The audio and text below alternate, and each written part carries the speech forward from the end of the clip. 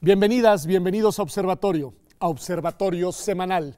El día de hoy vamos a hablar a propósito de un caso que llegó a la Suprema Corte de Justicia de la Nación Mexicana sobre las tensiones y los dilemas que existen entre libertad de expresión, ciertos discursos, la no discriminación y todo esto, pues por un caso de un tatuaje. Agneris, empecemos por ahí. Cuéntanos un poco el caso, cuáles son los hechos, digamos, de este dilema que es jurídico, pero pues que también es un dilema mediático, de opinión, político, en fin. Sí, el caso es bastante interesante porque consiste en un hombre al cual le dan un trabajo y esta persona tiene un tatuaje de una esvástica detrás del cuello, detrás de la oreja izquierda. Del símbolo, digamos, del partido nazi, ¿no? Así es, del símbolo nazi. Es un símbolo que pues es un hecho notorio de todo lo que implica, todo lo que conlleva, todo lo que significó en la historia. O sea, es el parteaguas, esos hechos tan horrendos fueron el parteaguas del nacimiento de los derechos humanos, por así decirlo. Y bueno, o sea, pide un trabajo, tiene este tatuaje, tiene el trabajo, y en el trabajo le piden que se quite el tatuaje o que se lo cubra. No lo están despidiendo, no lo están insultando, simplemente le están solicitando que se lo remueva o se lo cubra, y esto porque tiene compañeros que se identifican de ascendencia hebrea, judíos, y que también hay directivos de la empresa donde trabaja que son judíos. Ok, entonces hay, digamos, podría ser cualquier persona, pero en el caso específico, personas que se sienten particularmente agraviadas por formar parte de la comunidad judía con ese símbolo. Porque el dato creo que no es menor porque, digamos, tiene un significado en sí mismo, como nos dice Agneris, el símbolo de la esvástica, pero además puede tener quizá un significado emocionalmente agravado para cierto colectivo de personas. Gabriela, ¿qué dirías ahí y qué dirías de la respuesta? Y cuéntanos cómo reacciona él ante esta petición. Él se niega, y justo aduciendo que es parte de su libertad de expresión, se niega a cubrírselo y entonces es despedido. Este acto genera también pues un disgusto, ¿no?, por parte de este trabajador, y entonces él demanda la responsabilidad de los empleadores debido a que dice que este despido fue provocado por discriminación.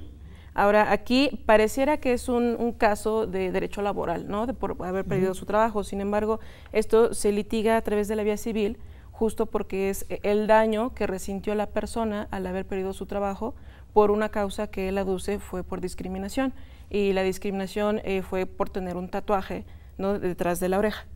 Pero me parece interesante, entonces no se sigue la vía laboral, sino que se sigue la vía civil y se configura, digamos, el reclamo sobre la base del derecho a no ser discriminado. Exacto. O sea, esa es la veta que se pone ahí.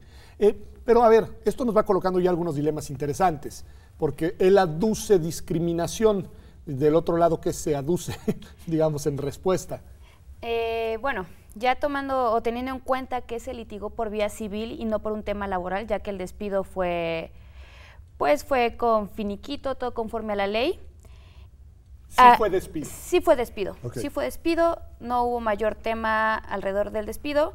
Lo que la persona alega es discriminación y un daño moral, por lo cual se va a la vía civil y le otorgan el amparo. Entonces, el recurrente o la empresa alega también discriminación. ¿Cómo? ¿Por qué? A ver, eso está interesante. Alega discriminación porque aduce que, en primer lugar, no le estaban forzando a que se removiera como tal el tatuaje, y en segundo lugar, porque hay personas de la comunidad judía que se sienten agredidas al tener un compañero de trabajo que se está expresando, porque reconocen que es una forma de expresión el que tenga un tatuaje, de forma violenta hacia ellos. Entonces aquí el dilema es... Se sienten discriminados, digamos, por esa expresión, y él se siente discriminado por el despido por expresarse. Así ¿Lo es. podemos decir ahí? A ver, ¿qué papel juega aquí? Ya nos explica muy bien Agneris el tema de la discriminación. Ya entendí que él alega discriminación por el motivo y causa del despido, y que del otro lado se alega discriminación pues por el significado, el mensaje del símbolo que él ostenta en su cuello. Pero la libertad de expresión, Gabriela, que además es tu tema, es tu mero mole, ¿qué papel juega en este asunto? O sea, ¿dónde la podemos colocar? Aquí el problema es que quien tiene el tatuaje aduce que se violentó su derecho a la libertad de expresión.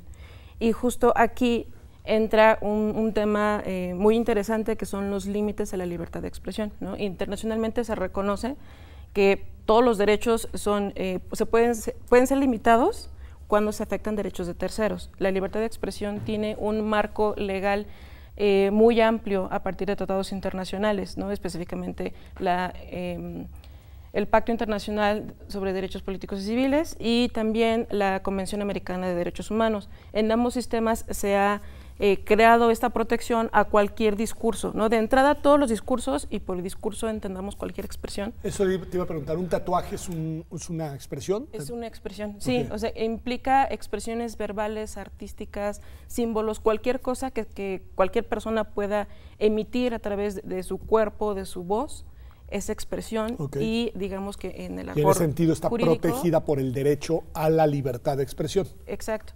Pero dentro de los límites reconocidos están justo la apología a la guerra, discurso de odio y afectación de derechos de terceros.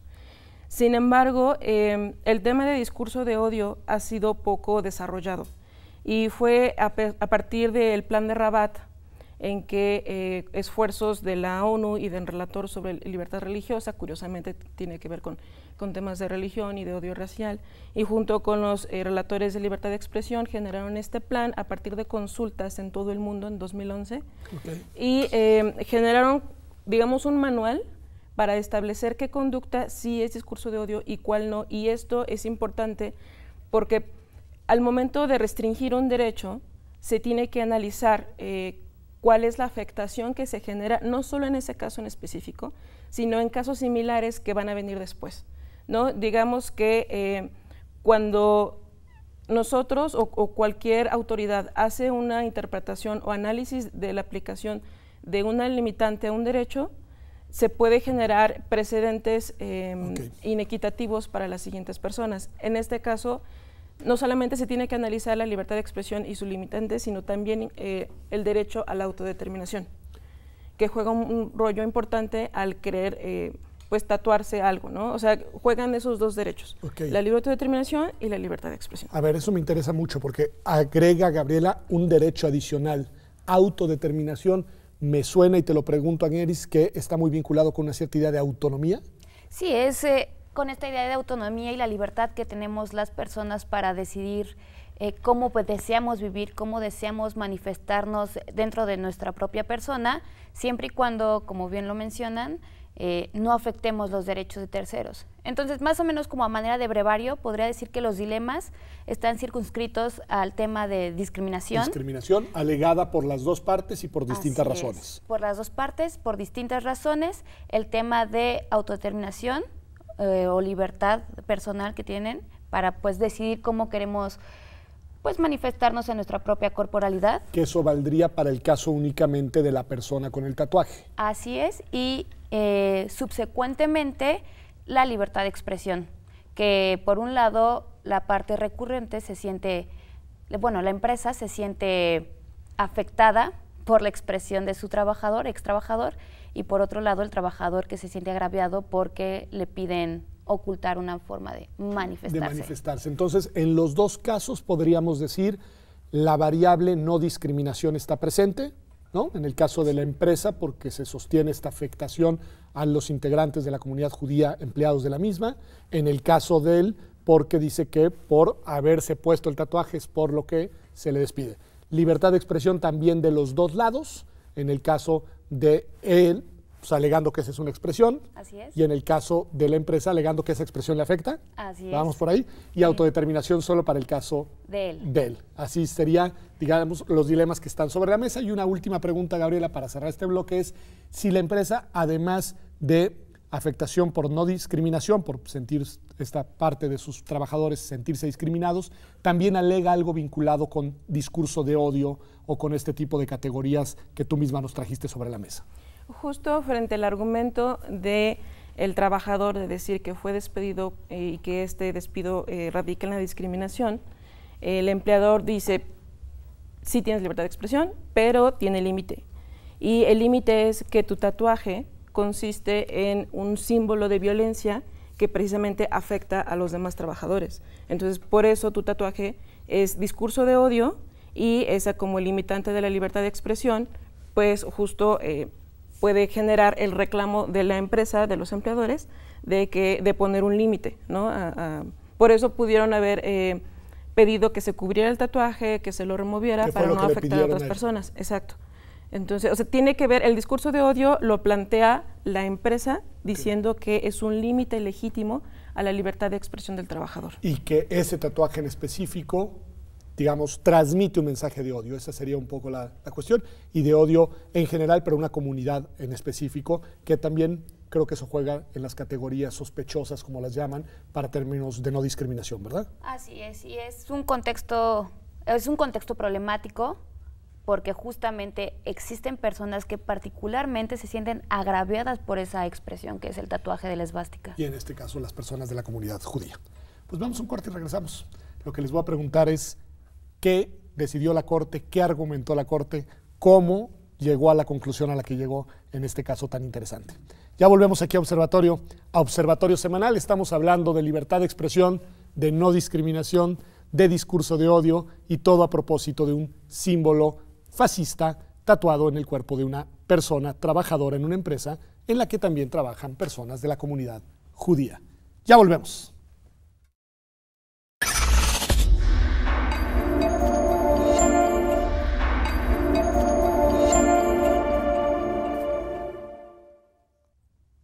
Ya estamos de vuelta aquí en Observatorio Semanal, y estamos hablando a propósito de un caso que llegó hasta la Suprema Corte de Justicia muy reciente sobre los dilemas y tensiones entre la libertad de expresión, la no discriminación y en este caso una esvástica tatuada en el cuello detrás de la oreja de un trabajador que es despedido y que él alega que fue despedido por discriminación.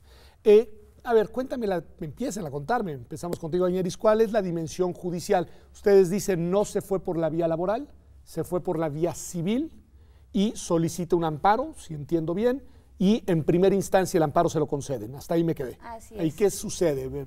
En primera instancia el amparo se lo conceden, alegan que la empresa no tiene personalidad jurídica para alegar violación a derechos humanos. Ok, porque la empresa no es una persona física. Así es, okay. Porque la empresa no es una persona física y en su acta constitutiva, dentro de sus labores, no se encuentra desarrollo o implementación de tareas relacionadas con comunidad judía. Okay. Bueno, eso es lo que someramente retoma la Corte. Y la Corte comienza a hacer el caso llega a la Corte después. Sí, pues bueno. La empresa lo recurre. Recurre el amparo y lo lleva a la Corte. Okay. Así es. La empresa lo recurre y el caso sube a la primera sala de la Suprema Corte. En la primera sala se le asigna el número de expediente 4865-2018. Por si no, pues, siempre es importante en caso de que se desee consultar concretamente. Y ahí la Corte comienza, está bajo la ponencia de la ministra Piña y se comienza a hacer un análisis de cuáles son justamente los dilemas que están en juego. Ahí empieza con un análisis al respecto de la discriminación, sigue con la libertad de autodeterminación y posteriormente comienza a analizar la libertad de expresión. Dentro de la libertad de expresión es del dilema más desarrollado, por así decirlo. Porque en el proyecto de sentencia. Así es, porque también es el más problemático. Una vez que se trabajan los, parámetros generales de la libertad de expresión, el ámbito de su protección, también se empieza a trabajar cuáles son las limitantes, porque bajo el entendido de que ningún derecho es absoluto, se comienza a analizar cuáles son los límites a la libertad de expresión y dentro de estos límites se empieza a sopesar la posibilidad de que nos encontremos frente a un discurso de odio. Ok, tú eres experta en discurso de odio. Yo sé que estás haciendo tu tesis sobre esa materia. A ver, ¿qué dice la Corte al colocar este elemento sobre la mesa en el proyecto de sentencia que después será votado? Hay un problema de conceptos que tiene el proyecto de la Corte, porque mete en un mismo saco los conceptos de discurso de odio, de apología o incitación a la discriminación y apología o incitación a la violencia. Y no son lo mismo. No son lo mismo. A ver, explícanos brevemente, Gabriela, cómo sería cada uno de ellos. Partiendo de todos los discursos que decíamos hace rato, que son cualquier expresión, todos los discursos están protegidos, sin embargo, hay ciertos discursos que pueden tender a ser discriminatorios o violentos. Okay. La importancia de graduarlos consiste en las consecuencias que pueden despertar frente a la comunidad, a la sociedad en general o frente a los destinatarios. Por ejemplo, el discurso discriminatorio es aquel que pretende restringir derechos de los destinatarios, pero que no necesariamente lo hace. Okay. Y aquí, el solo discurso es ya problemático, aunque la discriminación en los hechos no se verifique. Exacto. Va. Y dentro de este discurso podemos identificar un discurso chocante. Okay. Este discurso chocante está protegido a partir del derecho, precisamente porque es uno de los elementos más importantes para iniciar el debate público. Okay. Digamos que son posturas enfrentadas respecto de temas de interés público que tienen que discutirse justo porque son cosas que nos afectan a todos, a todas. Este tipo de discursos deben estar protegidos y son, por ejemplo, discursos que vemos en las marchas que necesariamente afectan a grupos con ideologías distintas, pero que tienen que escucharse y tienen que ser protegidas. Otro tipo, ya digamos que escala la afectación al grupo destinatario o la sociedad, que ya es el discurso discriminatorio que de verdad genera violencia. Okay. Exacto. Pero cuando decimos violencia no nos referimos, por ejemplo, a destrozos en las marchas, sino que realmente genera afectación en los derechos de terceros. Okay. Y después está el discurso de odio, que digamos que es el punto más álgido de la expresión que genera y que incita, además de violencia, odio. Okay. Y aquí es importante resaltar que hace rato les comentaba sobre el plan de Rabat, que este y otros principios que se han esbozado a partir del derecho internacional establecen cuáles son, digamos, los pasos a seguir para identificar la gradualidad del discurso y saber en qué lugar se encuentra. Y esto es porque el discurso chocante debe estar protegido y nunca se debe de criminalizar. El discurso discriminatorio tiene que analizarse al caso en concreto, ver cuáles son las afectaciones. Los efectos reales en el caso específico. Exacto, y a partir de ahí entonces se utilizarán las distintas vías, ¿no? Que una de las vías más loables, digamos, es el derecho de réplica, y otro no tanto es daño moral, e incluso una vía que desde artículo 19 y en mi opinión personal hemos impulsado para que se deroguen, pues son los delitos, los famosos delitos contra el honor.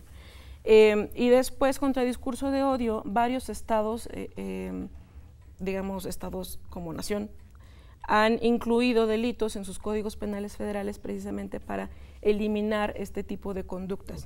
Y hacen el tipo penal refiere a cualquier agresión o distinción de trato a partir de cualquier categoría sospechosa que tenemos nosotros en el artículo primero de la Constitución. Género, edad, orientación y preferencia sexual, en fin. Y esto se hace pensando... Raza, etnia, lengua. Y religión, ¿no? O sea, que justo esta categoría de discurso de odio surge a partir del odio racial y del odio a partir de distintas religiones que practican las personas. Ahora, para saber si nos encontramos frente a discurso de odio, se necesitan características distintas. En discurso chocante, discurso discriminatorio, basta con que una persona emita un movimiento, una acción, una expresión en general al destinatario. Sin embargo, en el discurso de odio tiene que haber una intención del emisor a que un tercero o terceros en general generen daño al grupo destinatario. Es una invitación a dañar, digamos. Exacto. Una invitación a dañar. Nos dice Gabriela Agnieris, y dinos tú, que la Corte en el proyecto de la ministra Piña no distingue bien entre estos conceptos, que de alguna manera los confunde. A ver, ayúdanos a ver qué es el alegato o cuál es la construcción argumentativa del proyecto de la ministra. En el proyecto de la ministra se va haciendo una construcción a partir de la cual, como bien lo menciona Gabriela, no existe una distinción entre discurso de odio, incitación a la violencia o apología de la guerra. Comienza a hacer un análisis de los tratados internacionales, de la Convención Americana sobre Derechos Humanos, del Pacto Internacional de los Derechos Civiles y Políticos, y comienza a ver que existen excepciones a la libertad de expresión, y entre estas excepciones se encuentra justamente la incitación al odio, la apología a la guerra, la violencia, y aunado a ello hace una breve recapitulación histórica de lo que significa la esvástica nazi, el símbolo nazi, y entonces a partir de ello no solo lo califica como discurso de odio, sino como discurso de odio grave o agravado. O sea, califica en una categoría que no está presente en los documentos internacionales, digamos. Okay. Así es, y realmente el análisis no es exhaustivo y eso es lo problemático de la sentencia. Lo problemático de la sentencia es que se pueda calificar de manera tan somera el hecho de que la aportación de un tatuaje pueda ser calificado como discurso de odio. En sí mismo. Cuando no hay este elemento que nos dice Gabriela que, digamos, no va dirigido a invitar a un tercero a cometer un acto en lesión de los derechos de otra persona. Así es. Si bien la ministra trata de ser cuidadosa al mencionar que se tiene que analizar el contexto particular bajo el cual se están suscitando estos hechos, lo cierto es que la mera expresión o la mera manifestación de un tatuaje con una esvástica frente a un grupo de personas que se ostentan como judías o se identifican con la religión, no quiere decir que sea discurso de odio per se, y ella lo está calificando como discurso de odio per se, dejando a un lado la intencionalidad del mensaje, el conocimiento del mensaje, una verdadera incitación, por así decirlo, a compañeros a que justamente se manifiesten o agredan a la comunidad hebrea que por lo que veo entonces, Gabriela, la mayor parte de la argumentación del proyecto de la ministra toma la senda sobre todo del derecho a la libertad de expresión y no tanto los otros dos derechos involucrados, ¿es así? Hace una mezcla, establece que portar un tatuaje, cualquiera que este sea, genera una conexidad entre los derechos de libertad de expresión y de libre autodeterminación. Okay. Y justo a partir de, digamos, como de esta mezcla de derechos es que señala que la limitante legítima es el discurso de odio. Ahora, acá también me gustaría retomar que el proyecto tampoco considera que hay dos vertientes de discurso de odio. El primero es el europeo y el segundo es el norteamericano. El europeo justo surge a partir del Holocausto y acá es más restrictivo y es más duro y está, digamos, sancionado, por ejemplo, el negacionismo histórico del Holocausto, mientras que en el caso norteamericano hay mucho más laxitud, si no me equivoco, ¿no? Sí, y justo en el caso norteamericano debe haber un nexo causal, ¿no? Entre la emisión que se hace del mensaje y el daño concreto que se causa a alguien, que no sería el caso en este... En este caso, el proyecto sigue más el modelo europeo. Sin embargo, aplicar el modelo europeo en México trae consecuencias pésimas debido al contexto en el que estamos. Eso lo vamos a hablar en el tercer bloque. Lo único que quiero que me digan para cerrar en este es ¿qué decidió la Corte? ¿Gana cuántos votos el proyecto de la ministra Piña? El proyecto de la ministra Piña determina que no se le debe otorgar el amparo a la parte quejosa, que recordemos la parte quejosa es este hombre que tiene... El hombre con el tatuaje. Con el tatuaje. Desconozco la votación, ¿tú la sabes, Gabriela? Unánime. Ok. Unánime. Y entonces gana la empresa. Así es, gana la empresa y no hay daño moral a la persona con el tatuaje.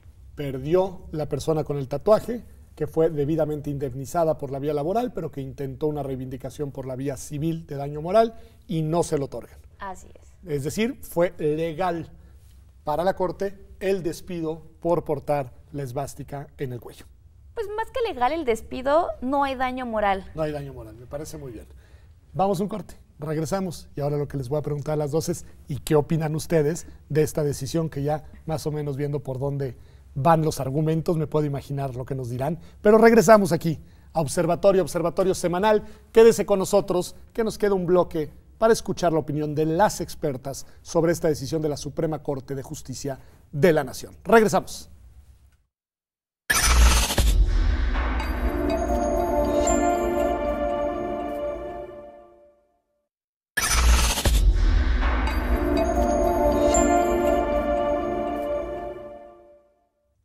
Ya estamos de vuelta aquí en Observatorio. Estamos analizando un caso muy interesante, por si usted no nos ha seguido hasta ahora, de una persona que porta un tatuaje, una esvástica en el cuello y que fue despedida de la empresa en la que trabajaba porque no aceptó removérselo o tapárselo. Y como había miembros de la comunidad judía en esa misma empresa, se llegó a la decisión de despedirlo. La persona acudió ante la justicia promoviendo un amparo por daño moral que finalmente llegó a la Suprema Corte de Justicia de la Nación y en una decisión unánime la primera sala, nos dicen ustedes, decidió no otorgarle el amparo a la persona que portaba el tatuaje y de esa manera le dio la razón a la empresa que lo despidió.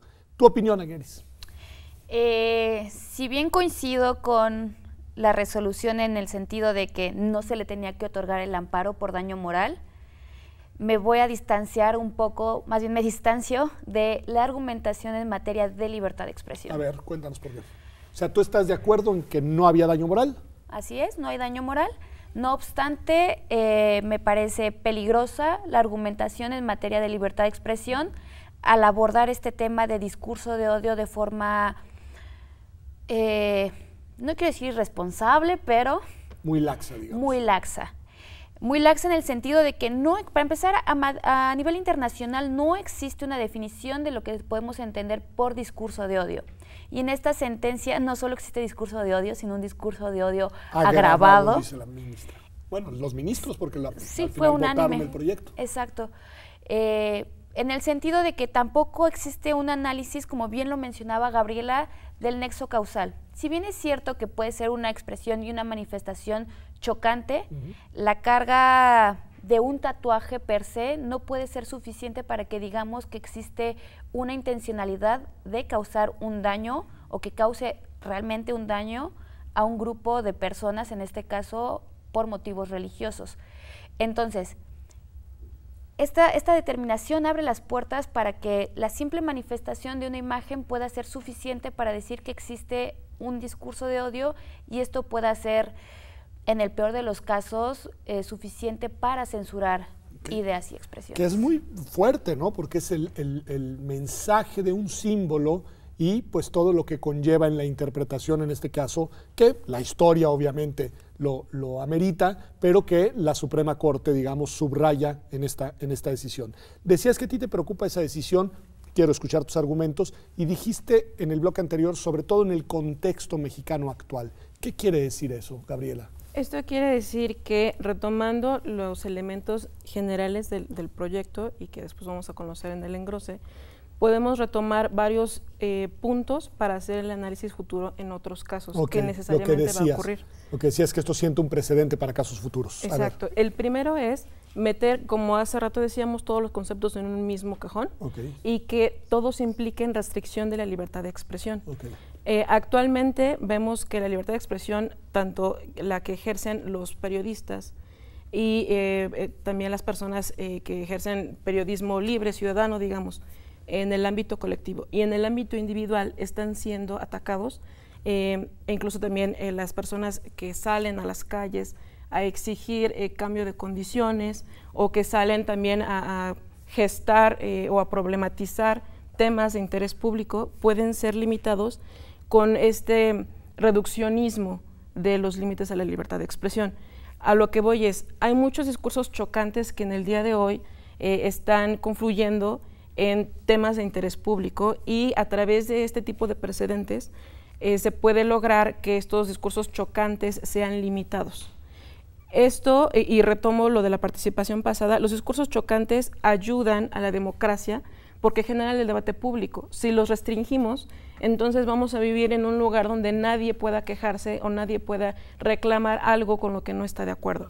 Ese es el primer punto. Y que puedes estar en, digamos, de lo correcto o no, pero expresar tu postura constituye un elemento fundamental de una dinámica de un debate democrático. Exacto, y más si tomamos en cuenta justo lo que decía Añeris, que el tema de la intencionalidad no está bien esbozado y hace un concepto muy laxo.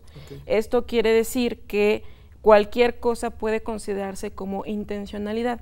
Entonces, las autoridades que hagan la interpretación de las normas y que la vayan a aplicar en un caso concreto pueden hacer una interpretación muy laxa de que es intencional. Las intenciones de una persona que probablemente no tienen nada que ver con la verdadera intención de la persona. Digamos. Exacto, y si a eso le sumamos la frase del proyecto que dice que este símbolo implica discurso de odio en sí mismo.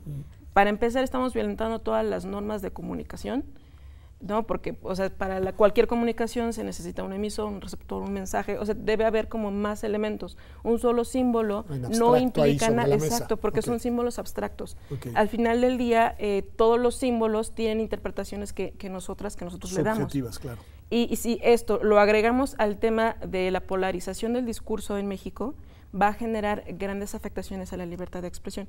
Y otro punto que también quiero traer a la mesa es que en este periodo hay un par de iniciativas en el Senado para poder tipificar discurso de odio, ya sea como delito, como un tipo penal por sí mismo o como una fracción del que ya está tipificado, que es discriminación. Ahora, necesariamente los legisladores van a retomar como precedente lo que ya dijo la Corte. Y si la decisión de la Corte, con independencia de los efectos que tengan en el caso concreto específico, pues esta argumentación tan laxa y un poco deficiente va a generar muchas más confusiones en sede legislativa. Exactamente. Me parece muy importante porque en efecto en estas materias lo que digan las normas puede ser, digamos, muy determinante de cómo se traten los casos. Pero nos decías, Agneris, que tú estás convencida de que no había daño moral, es decir, de que en su decisión la Corte tuvo la razón, aunque ya nos explicaste y nos explicó Gabriela por qué la argumentación no es la mejor. ¿Por qué dices que no hubo daño moral? Esta persona es despedida por ostentar un símbolo tatuado en su cuerpo y bueno, pues se siente agraviada y se siente discriminada por ello, al menos eso alega ante la primera instancia jurisdiccional, y tú dices no tenía razón, no puede alegar que se le causó un daño moral. Como bien hemos estado mencionando, la libertad de expresión también protege discursos chocantes, incómodos y que pueden llegar a ser ofensivos. Cuando yo decido tatuarme y tatuarme en un lugar visible, estoy manifestando probablemente una ideología mía, una forma de pensar, y si esta ideología, esta forma de pensar llega a ser chocante, tengo que enfrentarme a la posibilidad de que puedo afectar a ciertas personas y estas personas pueden determinar cómo reaccionar frente a mi discurso. Si bien es cierto que no podemos calificar el tatuaje de una esvástica como discurso de odio, lo cierto es que es un discurso incómodo. O sea, el hecho de que compañeros de trabajo que se identifican como judíos tengan que convivir con una persona que abiertamente manifiesta un repudio o una aversión hacia su comunidad, simplemente no puede ser sobrellevado, y en este ejercicio de ponderación de yo te estoy dando las herramientas, te estoy dando alternativas para que continúes laborando si así lo deseas, pero tú decides no realizarlo. A ver, ese punto me parece que quizás es determinante, Gabriela, tu opinión. El hecho de que le hayan dicho tápatelo y no hay problema, ¿te parece que es relevante en el caso o no? Considero que sí, pero creo que este caso en específico, justo por tratarse de este símbolo, es relevante, ¿no? O sea, si hubiera sido cualquier otro símbolo, cualquier otro tatuaje, creo que las circunstancias hubieran cambiado un poco. Sí, probablemente no hubiera sucedido nada si hubiera tenido una mariposa, digamos, ¿no? Sí, y justo considero que la argumentación de la persona que portaba el tatuaje es quitarle la carga histórica al símbolo y exigir que se le repare el daño moral por haber sido despedido por portar un tatuaje. No, creo que no tenemos los elementos de intencionalidad por parte de la persona, si realmente se identifica con la ideología o no. Y él alega que simplemente es un tatuaje como cualquier otro, digamos, y lo descarga, lo desprovee de esa carga simbólica y de esa carga histórica. Sí. ¿Tú crees que se puede hacer eso con ese tatuaje en específico? Creo que tenemos que tenernos a caso concreto y identificar cuál fue la intencionalidad, y también otro elemento muy importante es buscar consecuencias con ese tatuaje. Okay. O sea, ¿qué efectos tiene que esa persona ostente el tatuaje? Y cuáles eran los efectos que esa persona buscaba al tatuarse. Muy bien. Agneris, tú desde tu punto de vista, ¿se le puede, digamos, quitar la carga, el mensaje simbólico a ese símbolo en específico? No, yo aquí tomo tal vez una posición un poquito más restrictiva al respecto. No creo que se le pueda quitar la carga histórica a este símbolo. No obstante, el símbolo per se no es suficiente para acreditar un discurso de odio. Esta idea de el mensaje y el receptor y los efectos del discurso. Así es. Pues muchísimas gracias a las dos. sí nos han ayudado a entender un caso que es muy interesante, es muy dilemático, y lo que más me interesa subrayar es lo que advertían ambas, pero sobre todo Gabriela, en este punto de que puede sentar un precedente para otros casos judiciales, pero eventualmente también tener una carga e influir en una futura, probable, posible reforma al marco legal en la materia.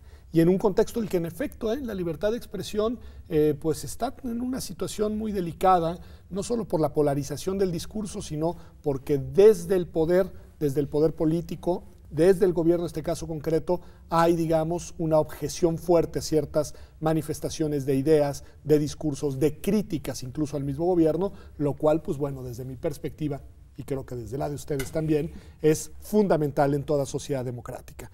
La libertad de expresión y la libertad para criticar, para oponerse, para objetar, para manifestar aquello que a nosotros nos parece necesario, bien lo dicen Agneris y Gabriela, aunque resulte chocante, es un elemento constitutivo de una sociedad democrática, aunque también, lo han dicho ambas y lo han explicado muy bien, hay límites. En el caso concreto, la Suprema Corte de Justicia de la Nación le dio la razón a la empresa y consideró que el hecho de portar una esvástica y no querer cubrirla era motivo suficiente para que la empresa pudiera despedir y la persona despedida no pudiera alegar un daño moral.